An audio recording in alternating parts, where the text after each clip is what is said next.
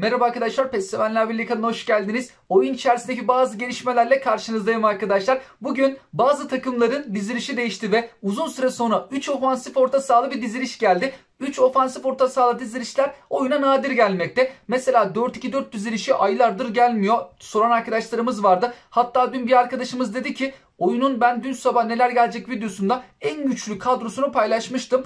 Oradaki diziliş de farklıydı. O diziliş de henüz yok oyunda. Fakat bugünün en dikkat çekici dizilişiyle videomuza başlayalım istiyorum. Sonrasında diğer dizilişlere bakalım. Transfer güncellemeleri var. Onlara değinelim ve oyunla alakalı bazı gelişmelerle videomuzu tamamlayalım istiyorum. İlk olarak bu sefer oyun içerisinden bunu göstereyim istedim. Normalde ben takım adını paylaşırdım. Derdim ki şu dizilişi şu takım kullanıyor. Fakat oyuna yeni başlayan arkadaşlarımız takımı seçsek de dizilişi değişmiyor demişti. Bu işlemi nasıl yapıyoruz onu da oyun içerisinden göstermek istedim. Sadece takımı seçmek yetmiyor. Takımı seçtikten sonra buradan dizilişi değiştir varsayılan dememiz lazım. Bu haftanın en dikkat çekici dizilişi 3 ofansif orta sahalı diziliş. Onun içinde Brezilya Ligi'nden Flamengo takımını seçmemiz lazım. Hemen buradan rüya takıma girdik.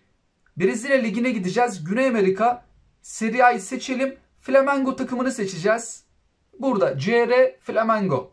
Seçtik. Şimdi oyun planına geri girelim. World oyun planı. Menajerimize tıkladık. Dizilişi değiştir. Varsayılan dediğimizde çarpıya basalım. Bu haftanın dizilişi bu. Tabi oyuncuların yerleri değişti. Şöyle hızlıca bir kurduralım. Otomatik seç olsun. İstatistiğe göre kursun bakalım. Bu şekilde ayarladı. 3 ofansif orta sahalı. Şu göbeği de ofansif orta saha yapabiliyoruz. Orta saha birbirine ne kadar yakın. 4-3-1-2 oynayanların hoşuna gidebilir bu. Ben 4-3-1-2 oynayan birisi değilim. Eğer oynayan birisi olsaydım kullanabilirdim.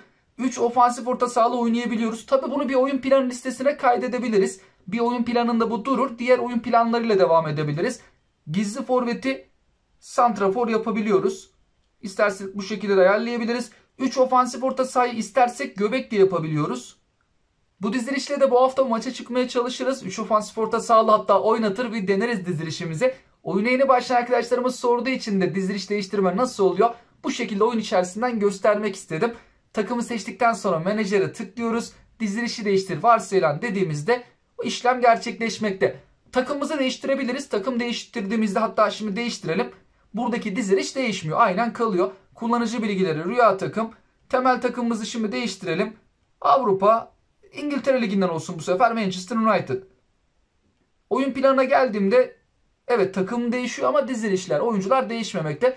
Bu işlemleri bu şekilde gerçekleştirebiliyoruz. Şimdi bir de transferlere bakalım arkadaşlar. Sonrasında farklı dizilişler var. Onların takım adını sizlerle paylaşmak istiyorum. Buradan transfer güncellemesine baktığımızda bazı transferler güncellenmiş. Fakat son günlerde yapılan transferler güncellenmedi. Mesela Bayern Münih takımından başlayalım. Ama zaten Bayern Münih seçilmiş. Bayern Münih'in en son yaptığı transfer olay oldu, Cancelo. Hatta hemen ilk maçında 16-17. dakikalarda asist bile yaptı. O kadar hızlı hemen uyum sağladı takımına. Cancelo henüz daha Bayern Münih'te gözükmüyor. Çünkü bu hafta transferi gerçekleşti. Fakat kaleci transferi Sommer artık Bayern Münih'te gözükmekte. Filtreli diyelim, Chelsea takımı o kadar transfer yapıyor ki rekor da kırdılar. İngiltere Ligi'nde bir oyuncuya en fazla verilen bonservis değerini vermişlerdi Enzo Fernandez için. Sıfırla diyelim. Kulüp takımları Avrupa. Enzo Fernandez güncellenmedi. Fakat bazı transferleri Chelsea'nin güncellendi. Şöyle hemen bakalım. Chelsea takımı. Geçen hafta eklenenler vardı. Şöyle aşağılara doğru inelim. Chelsea de sene başından beri o kadar transfer yaptı ki yeni başkan paraları saçıyor. Bazı bölgelerde 3-4 tane adamı var. Bir de hepsi yıldız futbolcular. Chelsea Hakim Ziyech'i Paris Saint-Germain'e yollayacaktı. Evrak işleri gecikti ve transfer iptal oldu. Paris Saint-Germain'de Hakim Ziyech'i alamadı. Şimdi Hakim Ziyech'in adı Süper Lig takımlarıyla anılıyor. Sürpriz bir transfer olabilir. Mesela burada yıldız futbolculara o kadar bonservis verdiler kendilerine. Ukraynalı futbolcu eklendi. Maksimum seviyesine bakmamıştık ama ilerleyen dönemlerde seviyesi de artacaktır. Kendisi yetenekli genç bir futbolcu. 69 seviyeden başlıyor. Şöyle yapalım. Sol açık. Ofansif orta sahada maksimum haliyle oynayabilmekte. Bunun bir de ileride özel kartı gelirse Chelsea takımıyla ya da Player of the Week kartıyla falan bayağı etkileyici bir kart olabilir. Chelsea'deki diğer futbolcular da burada da bir Hutchinson yer almakta. 19 yaşında. Ülkemizden takımlara baktığımızda erken transfer olanlar güncellendi. Örnek olarak geçen hafta Abubakar sorulmuştu.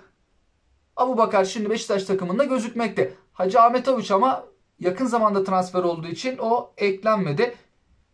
Daha önce transfer olanları Konami güncelledi. Artık bu hafta olanları da önümüzdeki hafta güncelleyecektir. Birçok ligde transfer dönemi de tamamlandı. Bir de farklı dizilişlere bakalım arkadaşlar. Takım adını göstererek geçelim istiyorum. 4-2-1-3 dizilişi oyundakinden biraz daha farklı. Açıklar daha geride. Amerika Birleşik Devletleri'nde Charlotte BBGV takımının kullandığı diziliş. 4-2-2-2 dizilişi, 2 ofansif orta sahalı, 2 santraforlu bu diziliş Fransa Ligi'nde Monaco takımını seçerek kullanabileceğimiz dizilişlerden. Farklı takımlarda var. Ben bir tanesini göstermek istedim. Monaco uzun süredir bu dizilişte. Bir de kanatlı 4-2-2-2 dizilişleri var. Bazen arkadaşlarımız 4-4-2'nin kanatlı versiyonunu kullanıyor. Oyunda da var bu ama ortadaki dörtlü yan yana, kanatlar çok sağ tarafta falan kalıyor.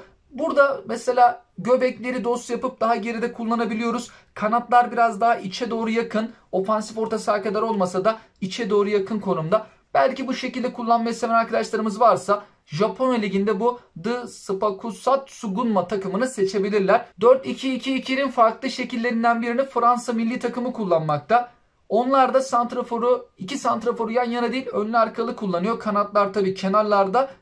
Ortadaki ikili bayağı bir stopere yapışık. Birçok milli takım 4-2-2-2 dizilişini kullanıyor. Arjantin de bu şekilde. Milli takım maçları da olmadığı için bu dizilişler güncellenmiyor. Artık milli takım maçları ne zaman başlarsa o zaman bu milli takımların dizilişleri güncellenecek. Oyunla alakalı önemli bir gelişme ise arkadaşlar, oyunun sunucularında bir hareketlilik olduğu paylaşıldı. Şöyle tweet'i Türkçe'ye çevirelim. Konami Şubat ayında gelecek olan bir sonraki eFootball güncellemesini test etmeye başladı. Şubat ayında bir güncelleme bekleniyor ve oyunun sunucusuna da bununla alakalı dosya yüklenmiş. 3 saat önce, 8 gün önce bazı dosyalar yüklenmiş ya da dosyalarda güncelleme işlemi gerçekleştirilmiş. Şubat ayında bir güncelleme olacak gibi ama burada dediği gibi sadece kartlarda mı değişiklik olacak, oyunun oynanışında farklı bir şeyler olacak mı, geliştirmeler? İçerikle alakalı herhangi bir paylaşım bulunmamakta. Büyük ihtimalle güncelleme olacaksa şu anki adaylı sözleşmelerin maç biletinin bittiği tarihe denk getirebilirler. Ya o tarihte ya da bir hafta sonrasında bir güncelleme olabilir. İnşallah oyunda geliştirmeler, iyileştirmeler olur. Beklenenleri oyuna eklerler. Bir de bilançoları açıklamışlar. Kar, zarar, ayrıca oyuna olan ilgi, onlar açıklanmış. Bir Twitter sayfasında bu da paylaşıldı. Zarar ediyorlar, evet. 2021 yılı ve 2022 yılını paylaşmışlar. 2021 yılına göre Konami'nin gelirleri düştü. eFootball oyunundan aslında bir bakıma zarar ediyorlar. Kardan zarar ettiler. PES daha çok kazandırıyordu onlara. Para da kaybediyorlar. Bizlerin sesini duymuyorlar. Sonuçta bu oyunu yapanlar için para da önemli. Bakın zarar ediyorsunuz. eFootball oyunu size para kaybettiriyor. Yetkililer, Konami'nin patronları neden bunu görmüyorlar ben anlamıyorum. Para da kaybetmelerine rağmen nedense oyunu geliştirmekte, iyileştirmekte çok ağır adım atıyorlar. Ben anlam veremiyorum yani. Peki oyuna olan ilgi düştü mü? Bakıldığında PES ama 2021 ile 22'yi kıyasladıklarında oyuna giriş sayılarında herhangi bir sıkıntı olmamış. Hatta 2022'de daha fazla kullanıcının girdiğini falan paylaşıyorlar. Bunda da bu arkadaşımızın bir yorumu vardı. Ben de hak veriyorum. Dünya Kupası sayesinde diyor çok fazla oyuncu oyuna girdi. Etkinlikler oldu, gol kasma etkinlikleri falan. Onun da etkisi olmuştur. Çok fazla kişi oyuna girmiş bulundu. Bir şirket para kaybediyorsa bunun sebeplerini araştırması lazım. Araştırıyorlardır ama nedense somut adım, bizim görebileceğimiz adımlar pek atmıyorlar. Gerekirse şirket içerisinde cezai keser hatta yeri gelir. Burada önemli parada kayıpları var. Tabii Konami şirketi çok zengin bir şirket. Sadece bu oyunlardan para kazanmıyor adamlar ama umarız bizlerin görüşleri doğrultusunda anket de yapmıştık zamanında. Oyundaki isteklerimizi iletmiştik ama çok ağır yapıyorlar her şeyi. Daha hızlı bir süreç içerisinde oyunu geliştirirler diyelim. Tüm bunlarla alakalı sizler de yorum ve görüşlerinizi bizlerle paylaşabilirsiniz. Hoşçakalın.